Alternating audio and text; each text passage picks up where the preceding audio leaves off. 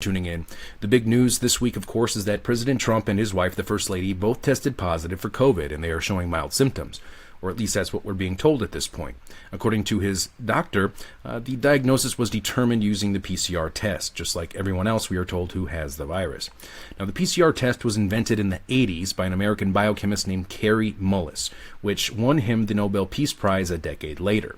So how could a test developed almost 40 years ago be used to diagnose what we are told is a brand new disease which the world just became aware of last year? Well, from what I understand, it can't. But I'm not a doctor or a scientist, and I'm certainly not an expert or a biochemist like Kary Mullis. And we have seen a lot of false positives with the coronavirus testing. Many of these false positives are believed to be triggered by dead virus cells. We have seen examples of goats and fruit testing positive, which raises more questions than it answers. We have even seen a woman injured by a test after a nasal swab punctured her brain lining, causing brain fluid to leak from her nose. All of this due to a virus with a 99+% survival rate for most who get it. Why is understanding this test so important? Because it is the driving factor of the fear campaign that is being driven by the media, the corrupt media, and then used by the government as a justification to impose restrictions on our lives. Now, on a positive note, it has been determined in Michigan by the state Supreme Court that the governor's restrictions were unconstitutional, and the same outcome was determined in Pennsylvania by a federal judge. Now, in this video, I'm going to play several different clips from people who are doctors, in addition to clips from the inventor of the PCR test himself. And I am fairly confident by the end of this report, you will come to the same conclusion that I have, that we are being lied to. Now, let's start with Kary Mullis, the inventor of the PCR test. I want to ask this to Kary. How do they misuse PCR to estimate all these supposed free viral RNAs that may or may not be there? I think misuse PCR is not quite. I don't think you can misuse PCR. No, the results, the interpretation of it. See, if you can say, if they could find this virus in you at all, and with PCR, if you do it well, you can find almost anything in anybody. It starts making you believe in the sort of Buddhist notion that everything is contained in everything else, right? I mean, because if you can amplify one single molecule up to something that you can really measure, which PCR can do, then there's just very few molecules that you don't have at least one single one of them in your body, okay? So that could be thought of as a misuse of it, just to claim that it's meaningful. But the real misuse of it is that you don't need to test for HIV. You don't need to test for the other 10,000 retroviruses that are unnamed also in the subject. See, somebody that's got HIV generally is going to have almost anything that you can test for because they have definitely been. HIV is a fairly rare virus.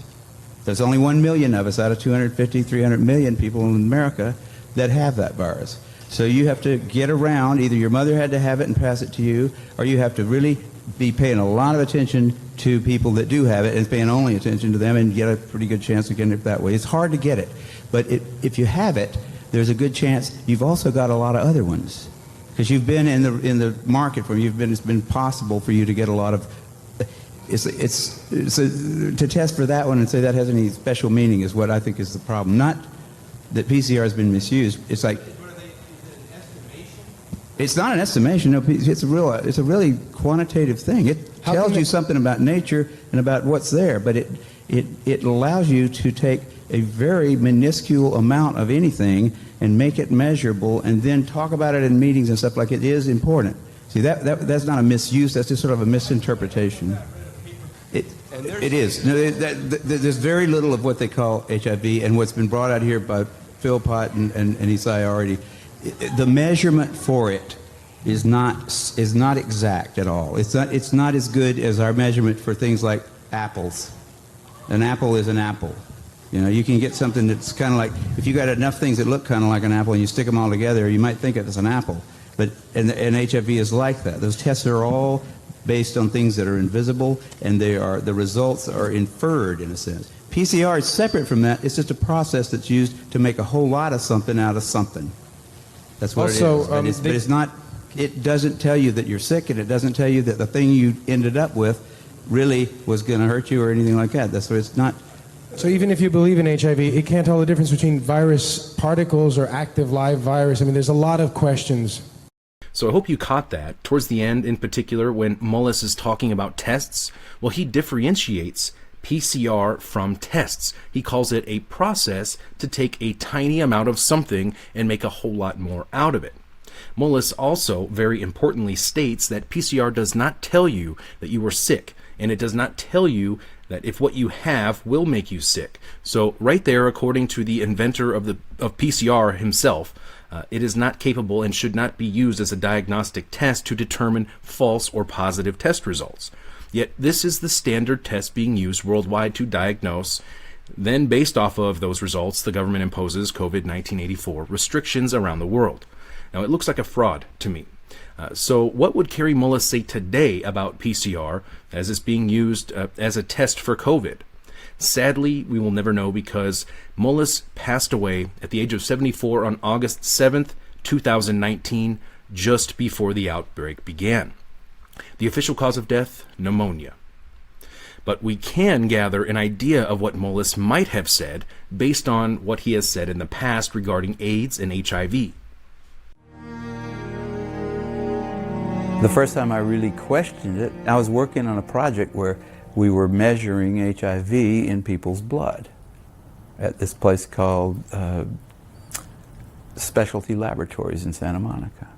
I was just a consultant there. And I came in about 3 days a month, and we were working on that. And at some point, we needed to re-up our grant from the NIH to work on that, and I had to write it. And so the first line of that was, HIV is the probable cause of AIDS. And I wrote that, and then I said, well, I need a paper, some kind of scientific paper, to reference that statement. Because when you make a statement like that, that's like a fact.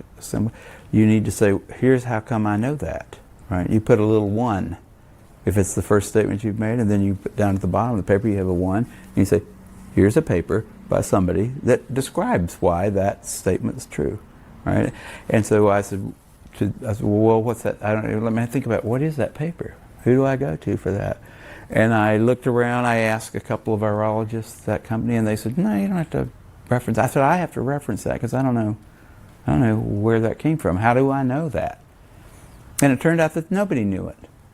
There wasn't a scientific reference, like a paper that somebody had submitted with like experimental data in it and like logical discussion and said, here's how come we know that HIV is the probable cause of AIDS. There was nothing out there like that. Nothing.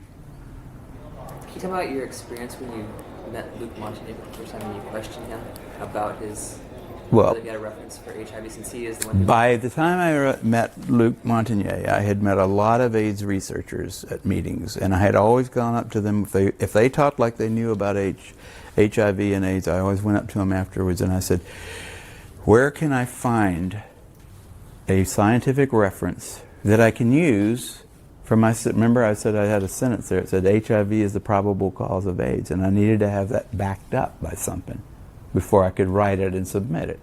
And I went around, I asked a whole lot of people. I said, well, the people, I can't find it. First I looked for it, just in like computer searching kind of stuff like that. But then I said, there's got to be somebody that knows this. So you go to experts and ask them. And so I asked all these people one after the other, and none of them had it. None of them. And I was getting really freaked about that. That's when I first started saying, they don't know. Nobody really knows. This whole thing is a big sham. It's ridiculous. But then finally Montagnier came to there was a special little seminar down in San Diego where an old friend of Robert Gallo's, Flossie Wong Stahl, was opening up a Department of AIDS Research down in San Diego. They had lots of money involved, federal money, and they had Montagnier come there and give a talk. And after that they had a little wine and cheese thing, and I went over to Montagnier afterwards and I said, Dr. Montagnier, I can't find a reference. I can't find a reference to go with the statement, HIV is the probable cause of AIDS. I'm sure you can help me. And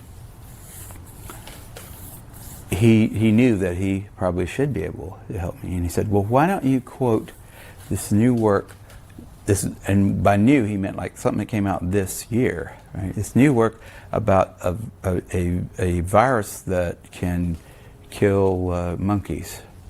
Or I think it was not monkeys, it was like something related to monkeys, some kind of a baby, a little ape. And I had read that and I said, it was like supposedly going to be a model system for studying AIDS, that somebody had figured out some kind of retrovirus that passing it back and forth between various mammals, they could finally put it into chimpanzees and kill them.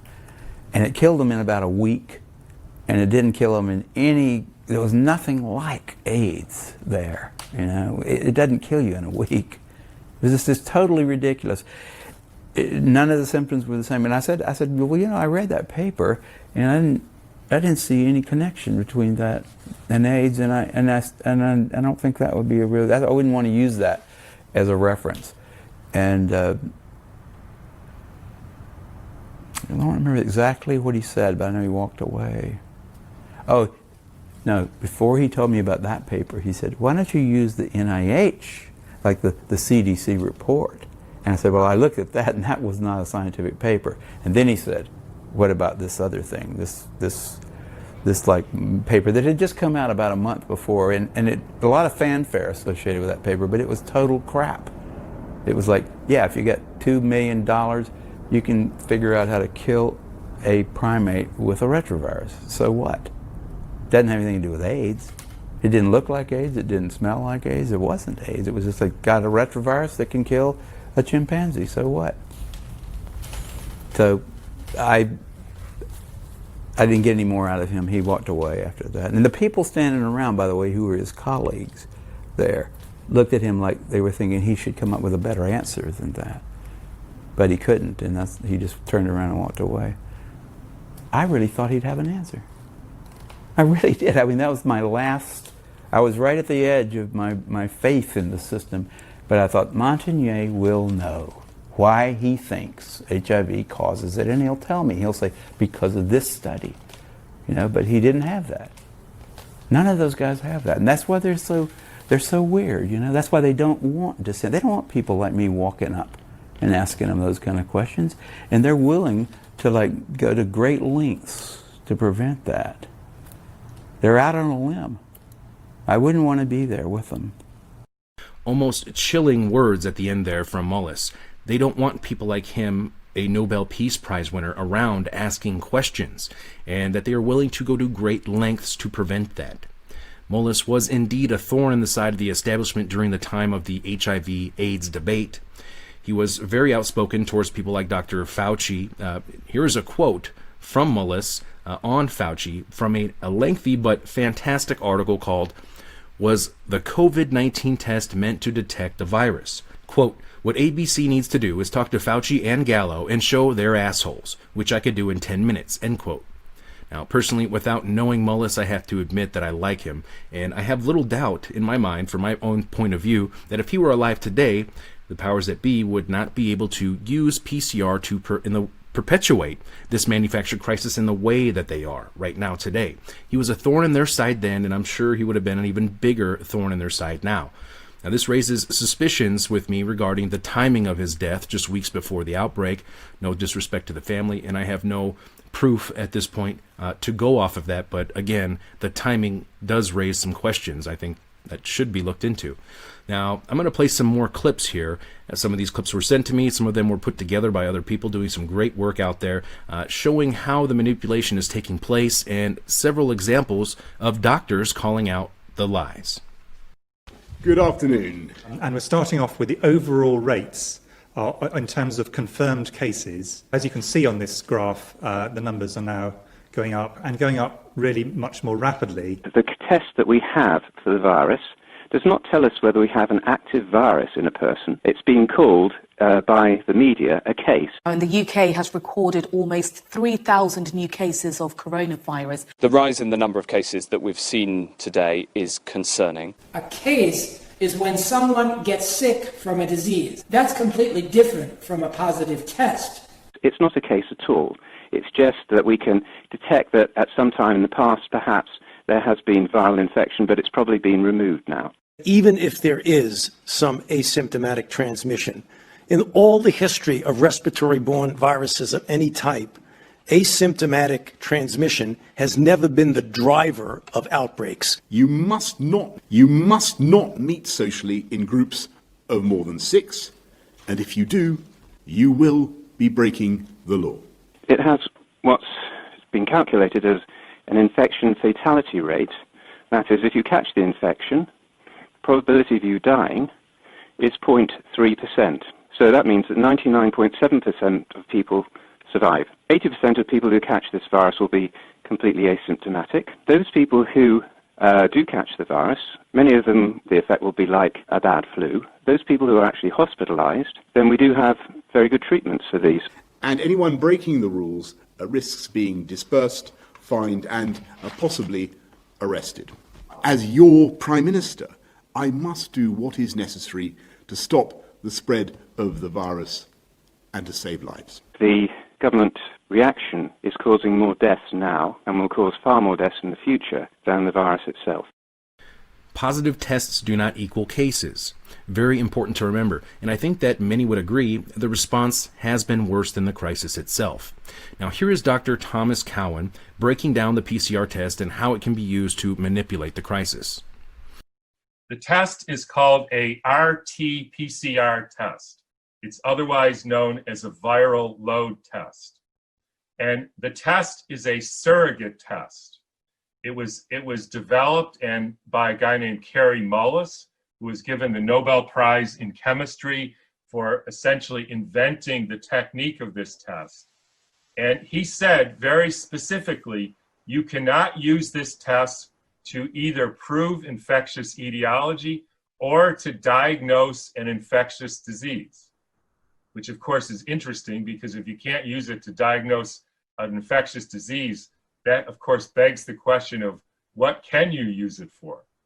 But let me back up here and describe what a surrogate test means, because this is very important to understanding the situation we're currently in. A surrogate test means that in a situation where you're trying to prove causation, you have to have a gold standard test. And those postulates, like with meningococcus, that is a gold standard test. It's reliable 100% of the time. You cannot use a surrogate test to prove anything. And that is what is happening with these tests. So what is the surrogate test? So remember that we don't have a gold standard. We don't have isolation, purification, reinfection. We don't have viremia. We don't have millions of copies demonstrated on an electron microscope. We essentially have no idea who has this coronavirus disease. So then they take a piece of one of the coronaviruses, the new one that they found. It has a new RNA sequence that hasn't been found before. They take one of the sequences, which they say is unique to that particular virus, and they do something called amplify it. And what that means is you take in your blood, you'll have one copy of this sequence, and it's too small, you can't find it. So you stimulate it, and this is what Kary Mullis came up with. You stimulate it, it makes 2 copies, that's 1 cycle. You make 4 copies, that's 2. You make 2 to the 20th copies, whatever number that is, that's 20 cycles. And what you find with this test is that once you put it through approximately 36 cycles, then you start to see the color change that tells you it's positive. So if you do 35 cycles, it's still too small to see. If you do 36, you start to see it, but you get false negatives, even though you don't really know which is a false negative because you don't have anything to compare it with. So then you do 37 and you see it, 5% of the time of people with these symptoms, and you say that's the number. But here's where it gets interesting. If you do it 40 times, you start seeing a lot more positives. And then here's something else to know. If you do it 60 times, so if you amplify it over and over and over again, it becomes positive with 100% of the people. Let me say that again. If you amplify it 60 times, it will be positive with everybody. That means that everybody has a piece of this RNA somewhere in their cells or in their genome or somewhere in their secretions. All you have to do is amplify it enough. And the problem is we don't know how many false positives or false negatives there are because we have nothing to compare it to. And if all biological tests have false positives, so if you test 30 million people and you have a 1% false positive rate, then 300,000 people by definition will test positive, and then you have an epidemic. And then if you want to demonstrate that the epidemic got better, all you have to do is lower the amplification cycles to 35, and then suddenly your vitamin C or your vaccine or your chloroquine or whatever you did worked, and now there's no more people testing positive. That is fraught with problems, and that is the problem. And unfortunately, with every country has their own standard of what kind of cycles they put it through, the number. So you see very different numbers coming out of very different places, depending on the number of amplification cycles that they're standardizing their test to.